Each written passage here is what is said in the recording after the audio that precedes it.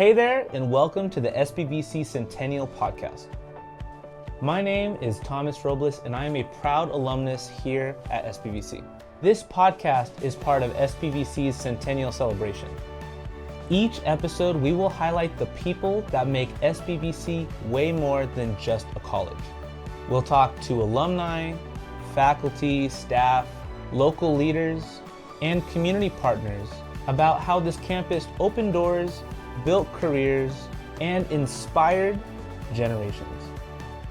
Welcome to the SBVC Centennial Podcast, where we celebrate 100 years of stories here at San Bernardino Valley College. Rosemary, how are you doing?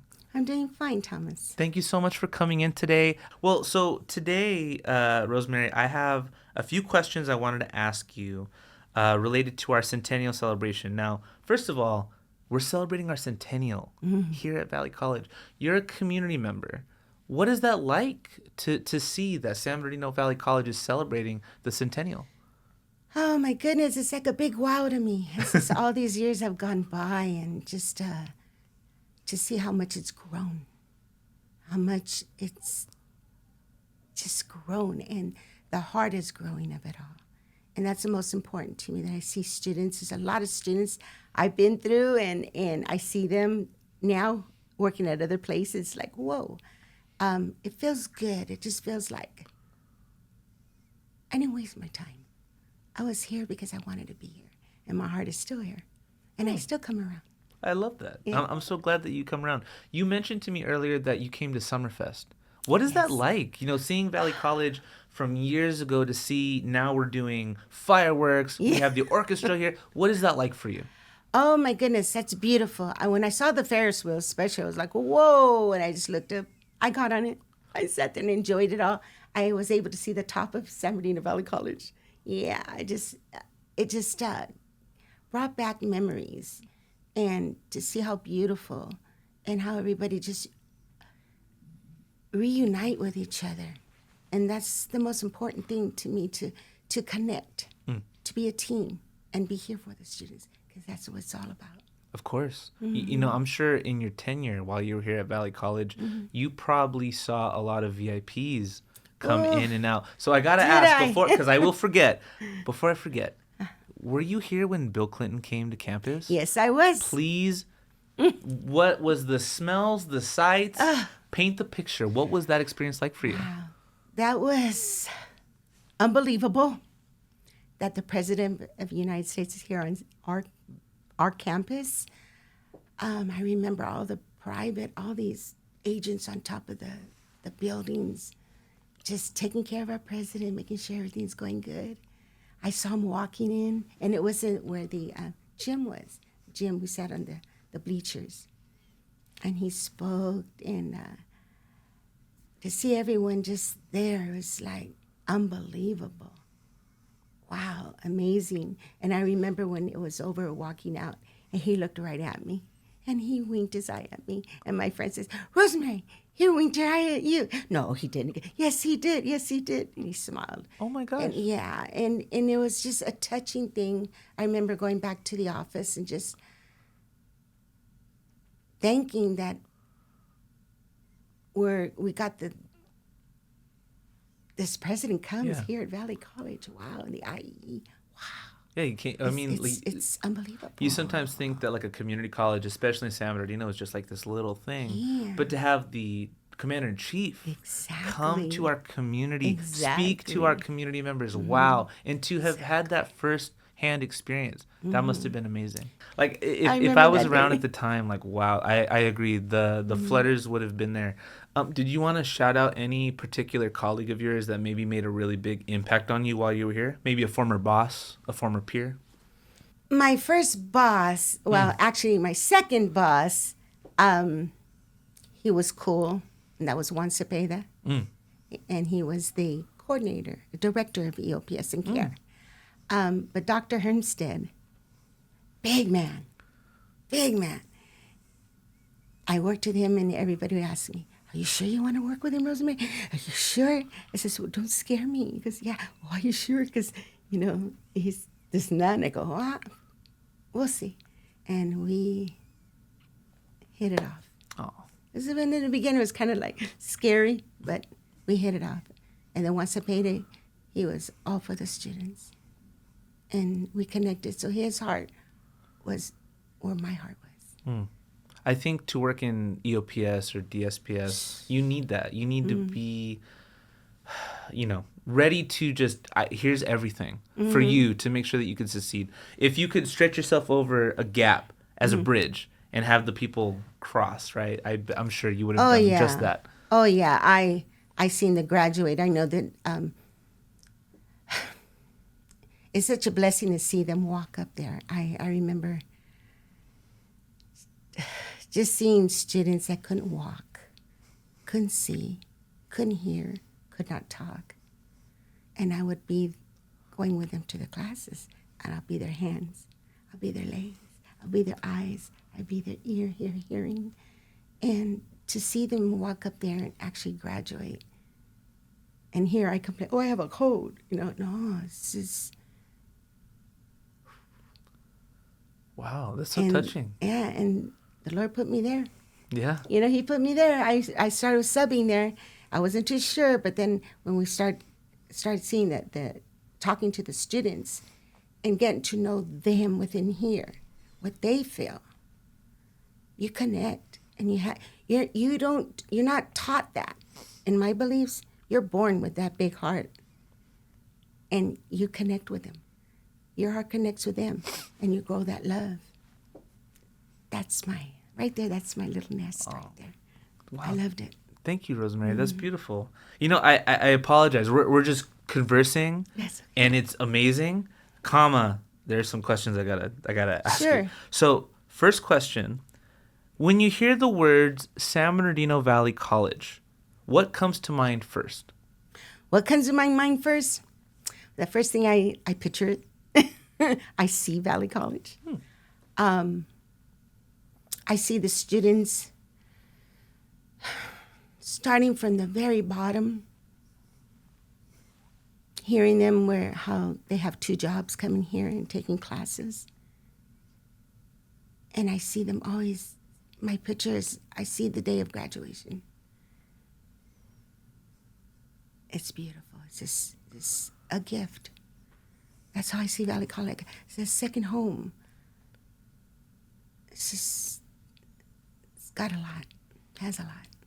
Can you paint a picture of what it was like when you were working in either EOPS or DSPS or at whatever capacity? What was commencement like for you to witness the students that you worked with all year cross that threshold into graduation? What was that like for you? Happy for them. Very happy that I saw them struggle to reach their dreams and go forward without being afraid. I got really close with the disabled students, really close. They would come in my office and sit and chat with me. I had students I didn't even know who they were would come in really frustrated. And I remember one student and his mother walked in, and he had no use of his right arm. And they were really frustrated. They couldn't find help. It was, 4:15 p.m.? He says, let me have a seat. This is what I can do for you. Boy, I found him a typewriter, can type with one hand. I found him everything. And guess what? That was the last I seen of him. But he ended up sending me a postcard from Alaska, showing me the building he had worked in. Oh my gosh. And tears just came. I just and that, it's like, God, I have so much to say, but it's just to see them, it's just. You're speechless. Yeah, speechless. Wow, it really feels like you had such a heart for the community, for the students that came in here, and I'm sure you touched countless lives. So, if I may, I'm gonna do it to camera. I'm gonna do it to you. Thank you for the work that you put into this community. Honestly, it's an honor to be able to have you here. And it's my pleasure. No, seriously, thank you. So you kind of touched on this, but How did you first arrive at SBVC back in 1990, and what made you stay more than 30 years? Well, they needed a sub. And I knew a couple of people and say, hey, how about Rosemary? Do you think she'll want to work? And I really didn't need a permanent job then.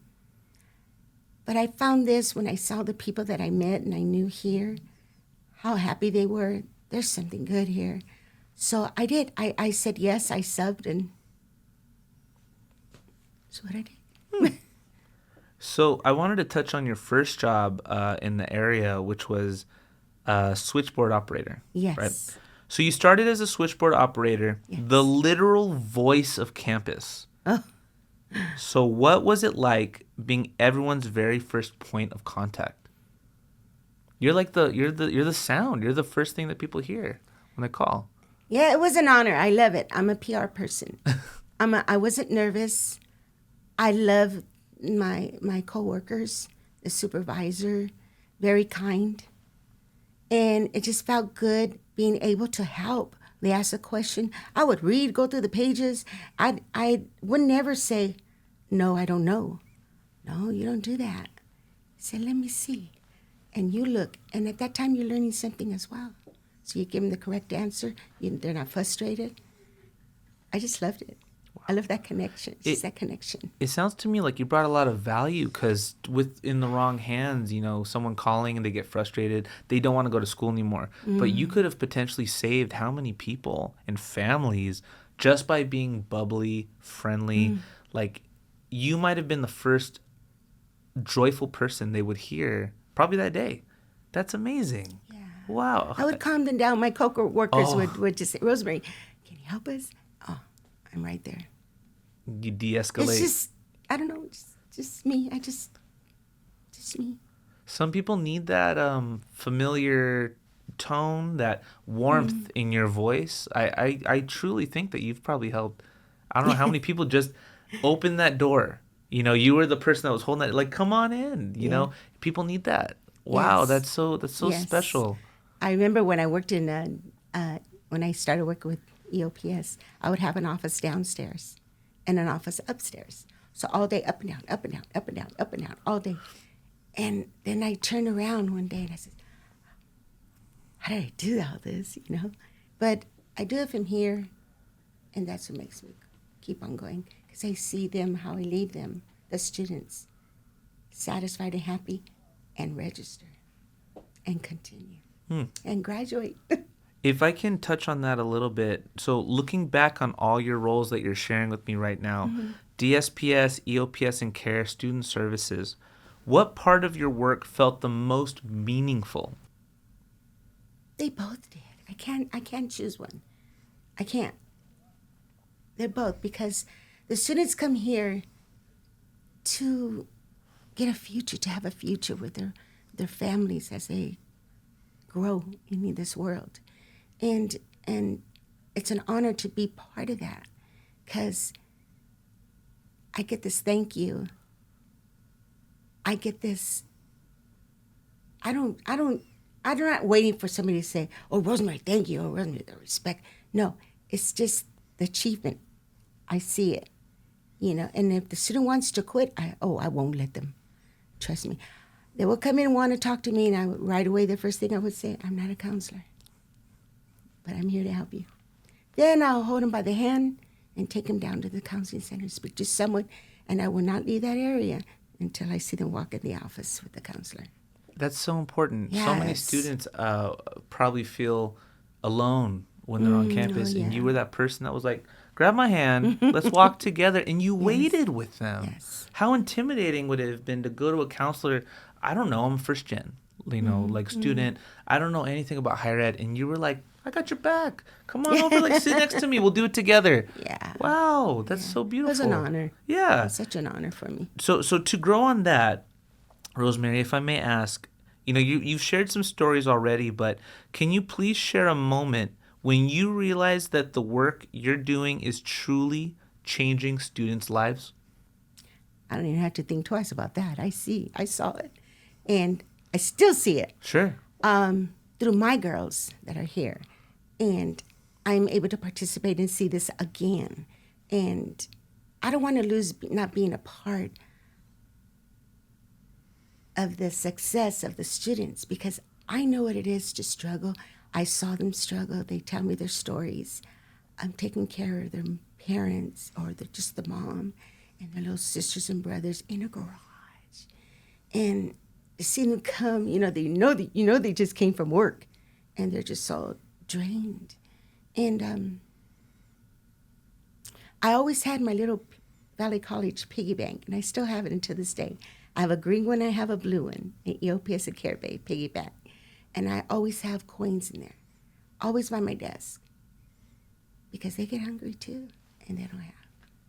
And I wouldn't let anybody see me give. I would just, here, they go buy them a cup of soup over here in students' services over here. And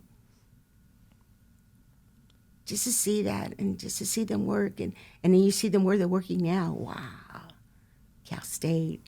I mean, it's just like, wow. And you feel good. It feels good. It just feels good. I think I need to get my own piggy bank and put it on my desk. That's such a wonderful idea. A quarter to make some copies of paper. Honestly. Come on. Everything costs now. And you get, you give. You receive it, you give it. And that's the way, that's me. That's going on a bumper sticker. Absolutely. you get, you give. I love that. So, Rosemary, your next question. You work closely with first-gen, low-income, and returning students. What did you learn about the strength and resilience of SBVC students? Wow. So you had a lot of students in, you mentioned care, right? Yes. To be a care student is a story of resiliency. You're probably often by yourself with a little one at home. You're working how many jobs, right? Can you speak to me a little bit about that? What were those students like? What kind of stories kind of resonated with you as they were because I'm sure they told you everything, right? Yes, Yeah. Yes. But to have that experience and go, I guess I'll go to Valley College. I got to figure something out, right? And you're there opening the door. What was that experience like for you? Just to see them coming in, like, because they have to. That's the feeling. That's what they gave, because they have to. If they don't go to school, college, they're not going to get the assistance they need. So I had to be the person to sit there and talk with him and tell him, you can do this. You can do this. You've got kids. You're blessed with those kids. So you be the example. You be the example for those kids. And they'll follow you. And you know where you're going to turn around and you're going to come back in this office and you're going to talk to me about everything again. And you're just going to make your life. And you're going to make a future for you as well as for them. And guess what? It's such a thrill for you. If you couldn't do it for yourself at that moment or your decision, you're going to make the decision for your children. And then in there, a solid decision for you, because you're making that future for your kids. I used to get that a lot.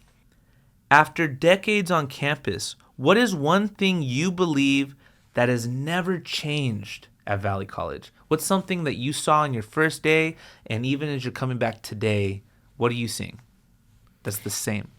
Is the same. My colleagues, they are the same. I've seen them just a few days ago. The retirees and there's students. There's employees that are still here, and they still feel the same way, and they haven't changed. And that's a good thing, because if you change, you're not going to be able to help those students. Your heart's got to be there. And I don't see no change in that. I see a change in the campus. I'm getting lost here, So our last question, if you could please answer it in a whole sentence. So to you, San Bernardino Valley College is, and it could be one word, it could be a sentence, a paragraph, whatever you feel. San Bernardino Valley College is, in your words. San Bernardino Valley College is the place to be at, to reach your dreams, to make your future, to show what you can do. Because you can never say you can't. Because see puede, you can do anything. Love that. Thank you so much, Rosemary. You're But welcome. before we end the podcast, was there anything else that you wanted to share? Anybody you want to shout out? Now's the time to... Oh, I shout out to all my colleagues. I love you guys and I miss you. I really, truly do miss you, my workers that I worked with. Everybody, financial aid, admissions, bookstore, you name it.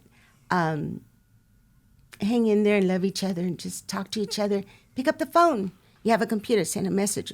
Hey, I love you. Hey, I'm here for you. Do that. Do that. Wow. Thank you so much, Rosemary. Thank you for grounding us. Welcome. Thank you for grounding us in the family of what it means to be holistic in this space with our students, with our staff, with our team, with our bosses. I love that, and I'm going to carry that for the rest of my life. With that being said, everybody, thank you so much. Rosemary, thank you so much for coming by. It's an honor to have you. Once again, my name is Thomas Robles, and this is the San Bernardino Valley College Centennial Podcast. Valley up. See you guys next time.